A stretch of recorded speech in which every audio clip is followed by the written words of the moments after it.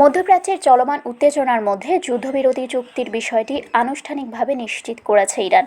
দেশটির supreme national security council এক বিবৃতিতে এই সমঝোতার কথা জানায়।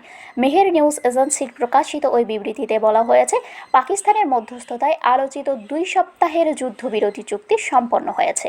ইরানের নতুন সর্বোচ্চ নেতা আয়াতুল্লাহ মুজতবা খামেনি অনুমোদনের মধ্য দিয়েই এটি কার্যকর করা হয়েছে বলে উল্লেখ করা হয়। বিবৃতিতে এই চুক্তিকে ইরানের বিজয় হিসেবে উল্লেখ করা হয়েছে। একই সঙ্গে জানানো হয়েছে, স্থায়ী চুক্তির লক্ষ্যে পরবর্তী আলোচনা ইসলামাবাদে অনুষ্ঠিত হবে।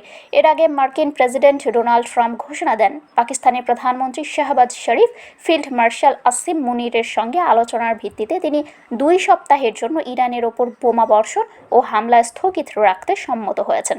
শর্ত হিসেবে হরমুজ প্রণালী উন্মুক্ত রাখার বিষয়টি উল্লেখ করা হয়।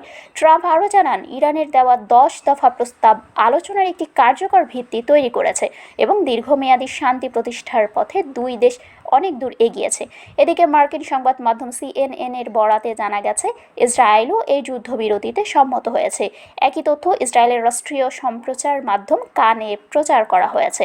হোয়াইট হাউসের একটি সূত্র ইসরায়েলের চ্যানেল 12কে জানায়, ইরান হরমুজ প্রণালী উন্মুক্ত করলে যুদ্ধবিরতি কার্যকর হবে। তবে এখনও ইসরায়েলি প্রতিরক্ষা বাহিনীর কাছে গুলি বন্ধের কোনো আনুষ্ঠানিক নির্দেশনা পৌঁছায়নি এবং যুক্তরাষ্ট্র বা ইসরায়েলের পক্ষ থেকেও চূড়ান্ত ঘোষণা আসেনি। সব মিলিয়ে কূটনৈতিক তৎপরতায় ইরানের সক্রিয় ভূমিকা এই সমঝোতায় গুরুত্বপূর্ণ হয়ে উঠেছে বলে মনে করছেন বিশ্লেষকরা। শারমিন শিমু, বরেন্দ্র টেলিভিশন।